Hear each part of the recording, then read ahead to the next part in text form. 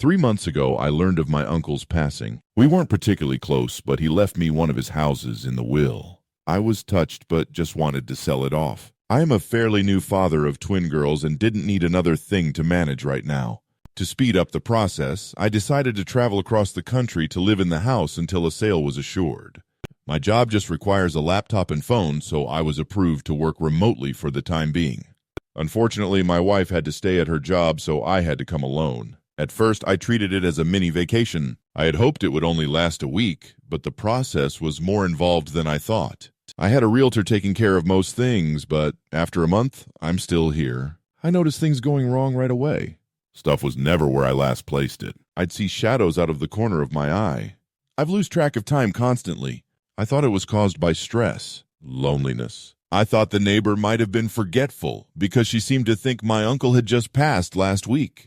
Either way, I fell in love with Buster, and his presence was exactly what I needed. I even thought it would be a tremendous present to bring home to my girls. I just hoped my wife would feel the same way. However, even the dog could tell something was wrong with the house. Buster accepted his new living arrangements pretty quickly, but would never willingly go upstairs. This was all right with me at the time. I thought it would make it easier to keep track of him. Then Buster disappeared. Literally. 1 second he was standing right behind me as I was opening the treat jar to give him a snack. My eyes left him for just a moment to put the jar back, and then he was gone. I ran through the whole house calling his name. The kitchen was connected to the living room, and on the other end of that was the master bedroom and study. The other end of the kitchen led to a dining room which was connected to the entrance hall that also led into the living room and stairs to the second floor. After walking upstairs, you had a choice of right or left along a balcony that overlooked the living room on one side and entrance on the other.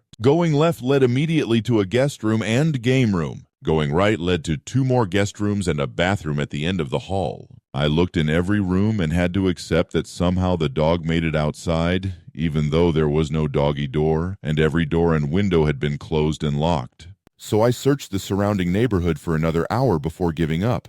I was thinking about making flyers when I opened the front door and heard Buster scrambling towards me from the kitchen. I was ecstatic, of course, but I just couldn't wrap my head around how I could have missed him.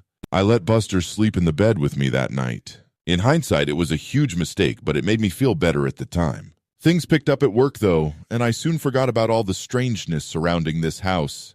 Clients called me constantly, but we were getting a lot done, and I landed multiple large contracts in a row. I was working around the clock, but I knew I'd be due a promotion once I returned to the home office. Several times I'd get lost in a phone call or spreadsheet and suddenly find that it was nighttime. I'd be so absorbed with work that I would block out Buster whining for food or to go outside. I started to set alarms to keep track, but I had too many important clients to slow down. I was on top of the world, but my health was starting to suffer. I'd forget to eat and even sleep sometimes. There was always something else to do or someone to talk to. I even got better at taking care of Buster, better than I was taking care of myself at least. Then my good mood ended with a bang, literally. Buster was whining behind me as I finished another spreadsheet. Then we both heard a door slam upstairs. For the first time since I brought him inside, Buster ran upstairs by himself. I almost called the cops, but I felt silly with the phone in my hand. I started to doubt I had heard anything at all, and if there were an intruder, surely Buster would have been making more noise. There was always something else to do or someone to talk to. I even got better at taking care of Buster, better than I was taking care of myself at least.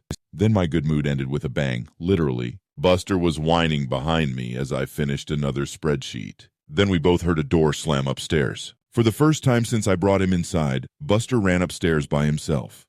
I almost called the cops, but I felt silly with the phone in my hand. I started to doubt I had heard anything at all. And if there were an intruder, surely Buster would have been making more noise.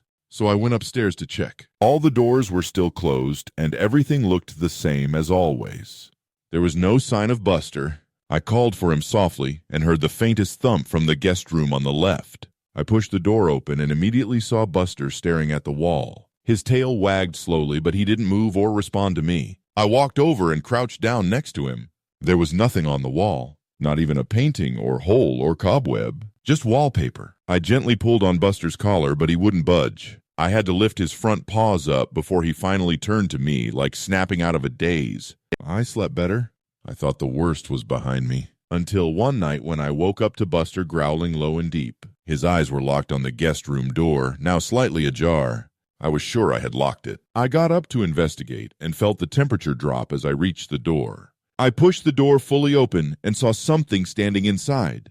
It looked like a person at first, but it was too still. No movement, no breathing, no blinking. Buster was growling louder and louder. Then it took a step forward. I slammed the door and ran. Buster didn't follow me. He stayed up there, barking and growling like mad. I sat on the floor downstairs, shaking. I couldn't go back up. I couldn't sleep either. Eventually, I passed out from fear or fatigue. When I woke up, it was quiet again. Buster was sitting at the top of the stairs, waiting. I didn't ask questions. I just made breakfast and tried to act like everything was fine. I started to keep the guest room door locked at all times. I wouldn't even walk down that hallway anymore. But the house didn't like that. Things started moving again. Door slammed. The lights would flicker. Sometimes I'd hear footsteps in the attic. I called my wife but didn't tell her the truth. I didn't want to scare her. I just said the house was creepy and I was thinking of leaving early. She supported that idea.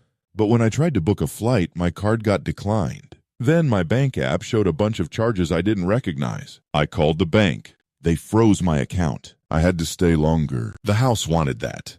I know that now, but I didn't understand then. I kept working. I acted like everything was fine until the scratching started.